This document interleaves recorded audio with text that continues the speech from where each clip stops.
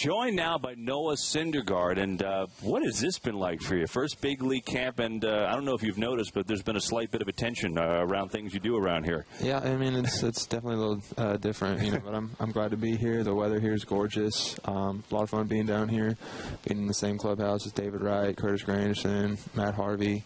So it's a lot of fun to be around. You seem like you're ready for this. You seem like you kind of mentally prepare for this in the off season because you've kind of taken it in stride. Did you mentally prepare and think about what this would be like in the off season? Yeah, I've spent a lot of hard work in the weight room this off season preparing. I knew this was going to be a big year for me, and I mean I go into every spring training thinking this would be a big year, but I feel like this could be the year I make my debut. You know, when you were out here throwing your first bullpen session, there was everybody watching you, and you said, yeah, you know, I try to amp it up a little bit. It's hard not to. But then you're throwing a live batting practice session the other day, trying to get in your work, and literally everybody in the front office is there watching you. How do you block that out and just go about and do your work?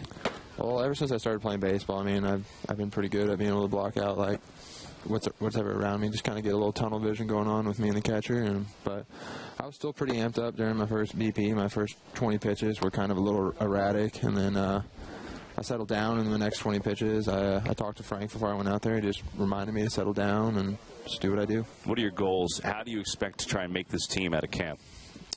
Just one by one. I mean, always fastball location. I mean, it's big league hitters. It's a little different than being in the minor leagues. They make it doesn't matter how hard you throw. I mean, you got to be able to locate. And you got to be able to locate down in the zone. Just continue to develop my off-speed pitches, including my changeup, and as well as my curveball. But that's something you've done your whole career. I mean, your walk ratio in the minor leagues is tremendous, and a lot of guys, that's usually what they have to work on. So does that change anything? I mean, if you have control in the minor leagues, I'm assuming pretty similar in the major leagues. Or what in your eyes you think would be different there? I just got to remind myself to stay within myself and not try to do too much, not try to come out of my delivery. Just it's still the same game, just a little different hitters out there. Who taught you to throw that curveball initially? You've got that big curve. Who got you on that initially when you were growing up? Well, when I was with the Blue Jays, curveball wasn't all that big of a plus pitch for me. I don't know, something just clicked. Got to be able to maintain arm speed, and I don't know. I think I worked with Ron Romanek this past year. Yeah. And just got to speed up the arm speed, and you know. And something just clicked. You know, you're pitching in the inter-squad game tomorrow.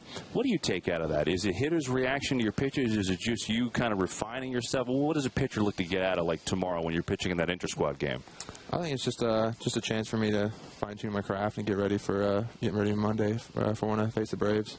You know, you Met fans, I'm sure you know, are pretty excited to see you. And you know, there's a lot of good young arms in this organization. Harvey came up a couple years ago. Wheeler did last year. Mm-hmm. As a matter of fact, Zach said he kind of came by and thanked you for taking the attention off him. Yeah, he did that.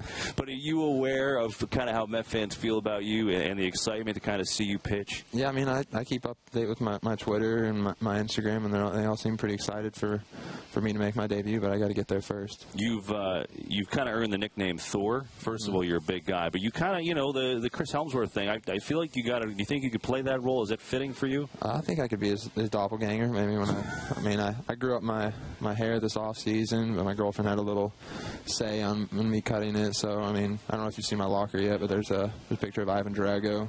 I mean, that was a nickname that stuck with me when I was with the Blue Jays. So it goes from Ivan Drago, and I guess when I grow my hair out, it's going to be Thor. I don't know if Thor could throw 97, though. That might be, you know, I think you might have him there as far as that goes. I don't know. Well, look forward to watching you pitch tomorrow. Great seeing you, Noah. Great seeing you.